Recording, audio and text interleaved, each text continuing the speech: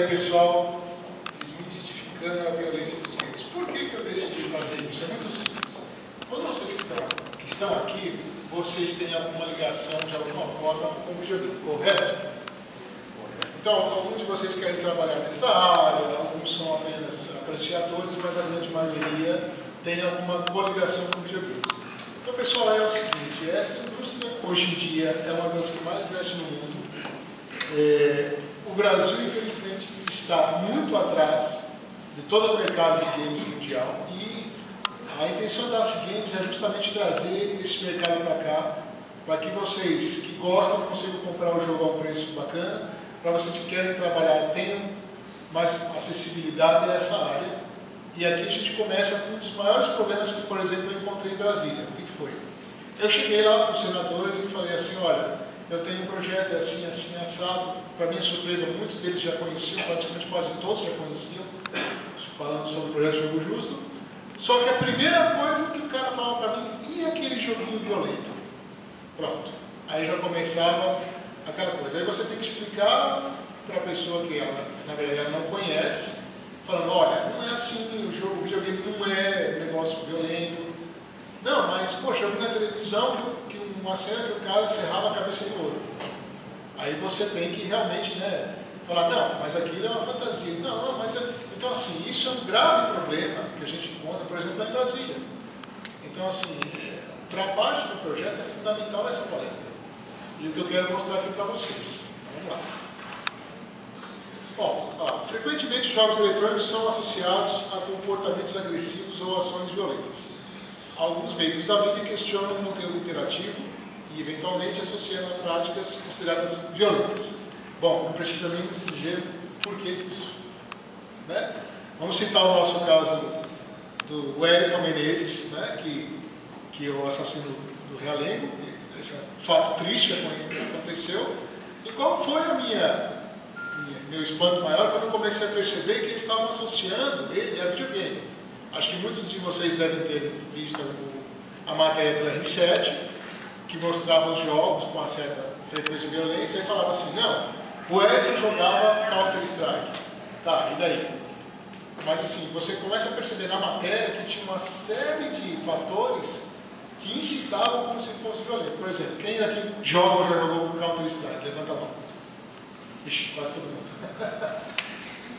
Tem algum som no Counter-Strike, no jogo, assim, além de tiro e o pessoal correndo? Quase zero. Se vocês olharem bem a matéria do R7, eles colocaram o rock lá, que, pelo amor de Deus. Entendeu? Porque para mostrar que eles não tinham como mostrar que aquele jogo tinha uma certa influência violenta e colocaram o som para eclodir. Mas qual é o problema? O problema não somos nós que estamos aqui, que sabemos a diferença. Eles querem mostrar isso para os pais. Os pais começarem a contestar aquilo. Então, nós não somos o problema. Nós já sabemos que violência não está em game, mas eles querem mostrar que está.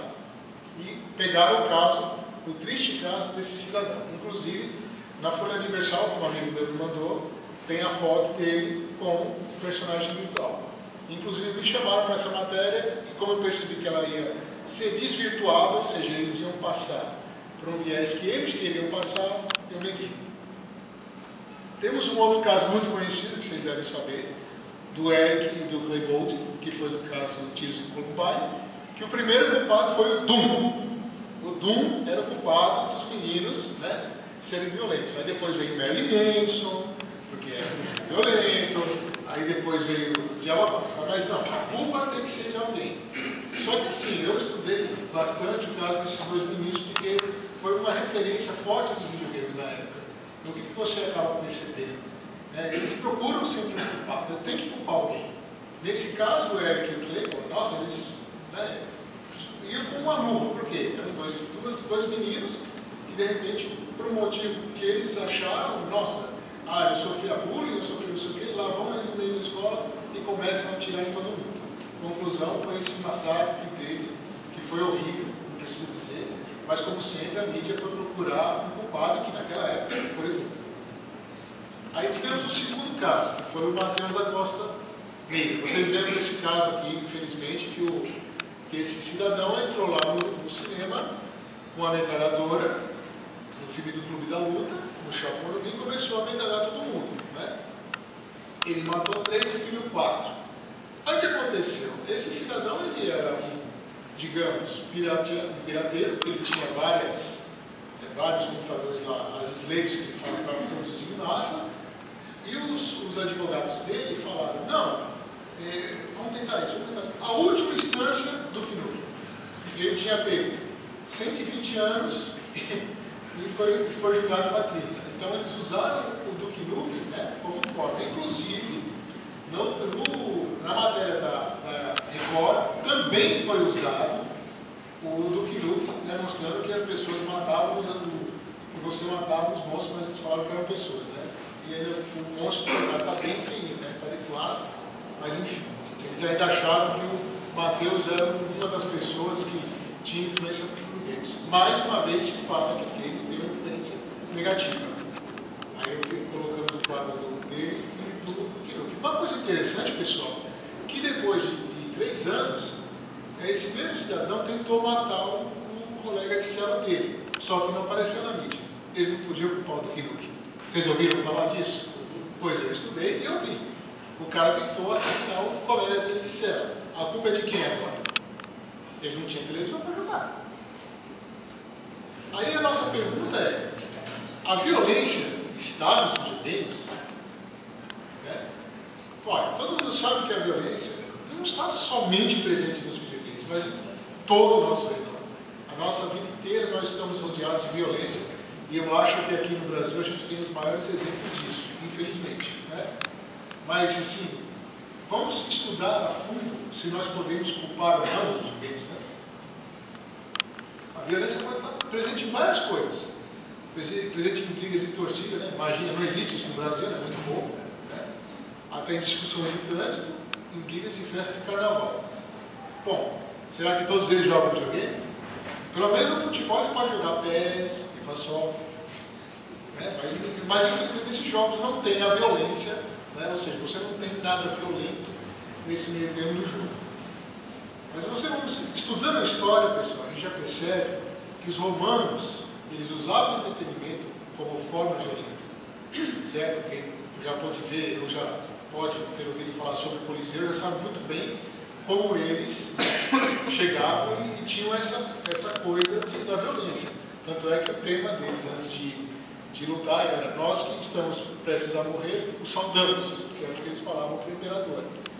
Então, hoje você pode jogar Gladiator no seu videogame, você não precisa matar ninguém. Né?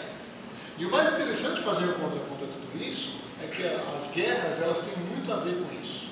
Ou seja, as guerras, o poderio bélico desse pessoal, nasceu com o quê? A inteligência da tecnologia. Então, assim, os romanos se destacavam nessa época porque eles tinham essas enormes, tinham o golpe de Ariete, que é aquele golpe que quando eles chegavam, batiam nos castelos para derrubar, e tinha a famosa tartaruga, que era todo mundo se protegendo com escudo. Mas o que eu quero dizer com isso? Que as guerras estavam ligadas à tecnologia. A internet começou a ser desenvolvida com o advento da Guerra Fria, depois foi os foguetes, no caso, como Hitler e o Hans von Unheim, que fez o míssil V8, e depois ele foi assimilado pelos Estados Unidos para fazer os foguetes. Então vocês viram que antigamente a tecnologia, o desenvolvimento da tecnologia era ligado à guerra. E hoje é o videogame. Hoje o que nós temos principalmente é o quê? O desenvolvimento da tecnologia pelo videogame. Kinect está aí para mostrar isso. O Wii, o seu negócio, está aí para mostrar isso. Ou seja, os videogames hoje, eles estão sendo a ponte da tecnologia. E muito mais que isso, eles estão sendo o foco do desenvolvimento. Finalmente, eles perceberam que, em vez de matar as pessoas, nós podemos deixar elas vivas e utilizar, né, do dinheiro delas para poder desenvolver mais tecnologia, ao invés de ficar matando todo mundo. Né? Aí nós temos o contraponto da televisão, que é muito barato. Se você começa a estudar essa mídia, ela é muito interessante porque você vê que no meio de uma cena da favela, a mídia está lá, aqui, ó, vamos filmar aqui, vamos filmar aqui. Por quê? Porque é muito mais cômodo você passar a imagem da desgraça. Ou seja, quanto mais violento, quanto mais triste for a coisa, eles vão martelar isso na sua cabeça todo santo dia. Basta dizer que vocês têm programas especializados em violência. Né? Não precisa dizer, da Atena, entre outros, que são especializados em dizer, olha como você vive mal. Então, assim, eu acho que para ver um programa dessa forma, eu prefiro jogar videogame. Nem que eu jogue Call of Duty de 50 headshots no cara. Mas pelo menos eu fico feliz e não fiz mal a ninguém. Agora, se eu assisto 10 minutos de televisão com esse tipo de programa que eles passam para a gente, que tentam fazer que a gente engula isso, é muito pior. Aí o que acontece? Para conseguir audiência, eles não estão nem aí. Eles fazem o seguinte, pessoal, olha, assiste isso aí, porque é assim, assim, assim. O que acontece na televisão hoje em dia? Quais são os programas que nós temos? Nós temos BBB, nós temos esses programas especializados em coisas ruins, e nós temos programas especializados em dizer como aquela pessoa, celebridade X, é feliz e como você é um infeliz. Eu prefiro ser feliz no videogame. Então o que acontece? Essas imagens são expostas na TV diariamente. Tanto é que é engraçado que no dia que aconteceu a reportagem da Record sobre os videogames violentos, na novela que se passou depois, uma pessoa me mandou um e-mail falando assim, olha, teve 6 cenas de assassinato, teve 2 cenas de traição e no final todo mundo ficou feliz. Eu queria saber como é que eu posso ser feliz com tudo isso, mas tudo bem. Então o que a gente propõe aqui? O que a As Games propõe aqui? Eu trouxe esse pessoal comigo para mostrar para vocês que a violência não está no videogame. Então, a violência está na pessoa, na família. Como o Denelei falou tão bem no vídeo dele, a estruturação da família. E eu acho que nós, gamers aqui, somos muito mais capazes de gerir um filho mais saudavelmente do que esses pais antigos que mostram para a gente esse tipo de televisão, ou de certa forma não dão para a gente o controle dessa televisão.